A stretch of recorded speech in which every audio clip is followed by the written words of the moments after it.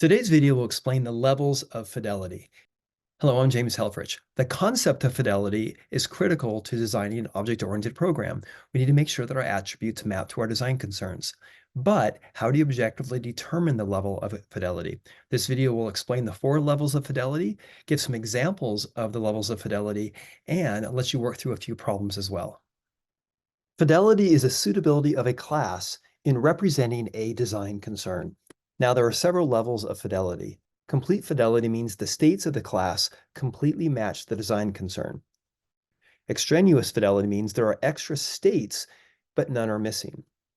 Partial fidelity means there are missing states, but there's nothing extra. And finally, poor fidelity is the class poorly represents the design concern. It's the worst combination of extraneous and partial. Let's take a look at each of these in turn. First of all, complete fidelity is where there is a direct mapping between the states of the class and the states of the design concern. It is possible to mathematically prove a class has complete fidelity when there are a finite number of design concern states. Since data is stored in a binary computer using bits, this mapping is easier when there are 2 to the n states. When there are not a power of 2 number of states, then it's necessary to formally specify what the extra states mean. For an example, let's say that I have 5 different states, but I want to represent this in a single byte.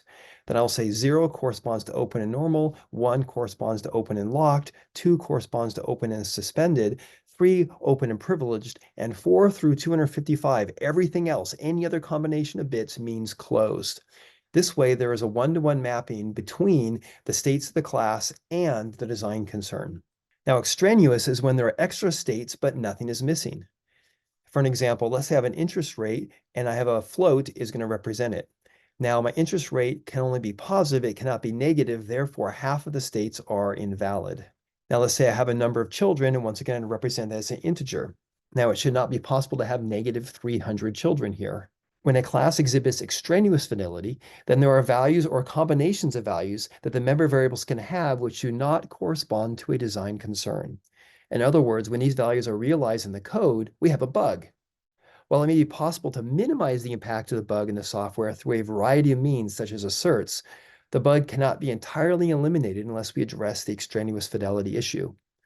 Now, there are many situations where we can't get rid of extraneous fidelity. In fact, there's many examples when it's more trouble than it's worth, either computationally or development time. And that's okay. Extraneous fidelity is not necessarily a bad thing, but our job is to try to minimize the extraneous fidelity and try to make it complete whenever possible. Public enemy number 1 is when we have an extra member variable we don't use. That is extraneous fidelity. One level below extraneous fidelity is partial. Partial fidelity is when there are missing design concerns, but no extra states. Now, this is perhaps best exemplified on YouTube a few years ago when Gangnam Style was a video that was released. Now, after they got 2 billion views, when they added one more view, it wrapped to negative 2 billion. Oh no, they used a signed integer rather than an unsigned integer. So clearly there wasn't negative 2 billion views for this particular video. Now, an integer, signed or other unsigned, is not sufficient to capture something as wildly popular as this. So YouTube needed to come up with a new method to represent this item. So they had partial fidelity. They weren't able to represent some states. Now, most videos are going to have far less than 2 billion views. Well, this one, for an example. So they got away with it for years and years and years. But partial fidelity is just a bug waiting to happen. We need to fix these issues. So any instance of partial fidelity is dangerous because valid and potentially important functionality required by the customer may not be present in the software. Poor fidelity is the worst. A class can be classified as having poor fidelity when it poorly represents a design concern. This is the worst combination of both extraneous and partial. It should be the goal of all designers to never encounter a class with poor fidelity, let alone create one ourselves. So for an example, here I have a person. The first name is 32 characters. The middle initial is a single character. The last name is 32 characters, and an Ismail is a Boolean. Well, what if my first name is longer than 31 characters? Then we have partial fidelity. What if there's no middle initial? What if there's a backspace or a tab or any other special character as my middle initial? All these mean I poorly represent my design concern.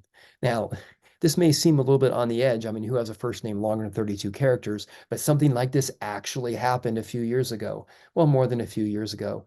There was a database engineer working for the Social Security office, and he came to his manager and said, "Hey, we have a problem. Our first name field only has 1,024 bytes, and this might not be big enough for a first name." And the manager says, "Well, there's never been someone who has a name that's longer than 1,024 characters." But the engineer was kind of upset about this and went home. And, well, his wife was pregnant. Okay, so let's do an example here. I want you to pause the video and see if you can classify the level of fidelity for this class based only on the class diagram. Okay, do you have a chance to do it? All right, let's continue now. Since the rows and the columns are two integer values, it is not surprising that the coordinate class has two integer member variables. It's the straightforward and obvious design.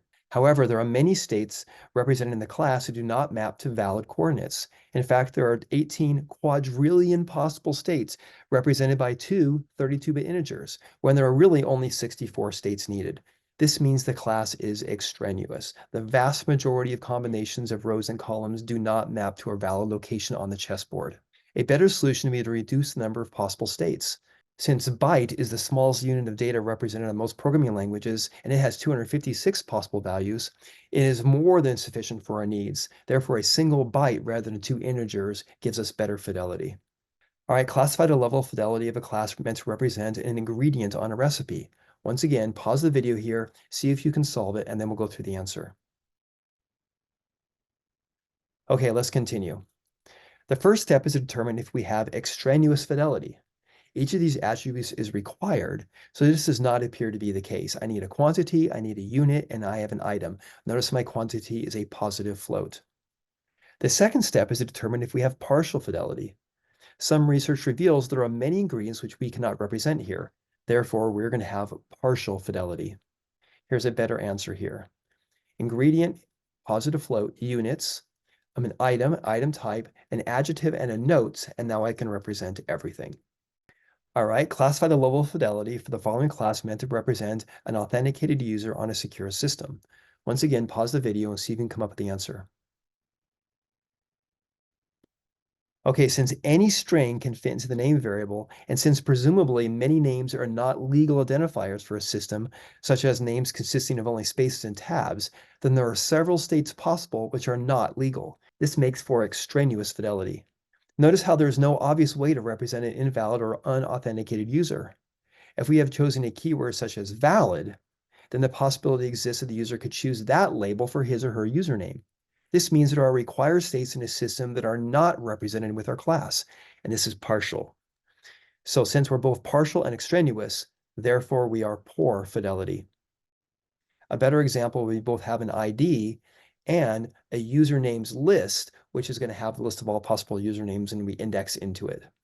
You can learn more about different levels of fidelity in the complete fidelity, extraneous fidelity, and partial fidelity sections of the Fidelity chapter of the software design textbook.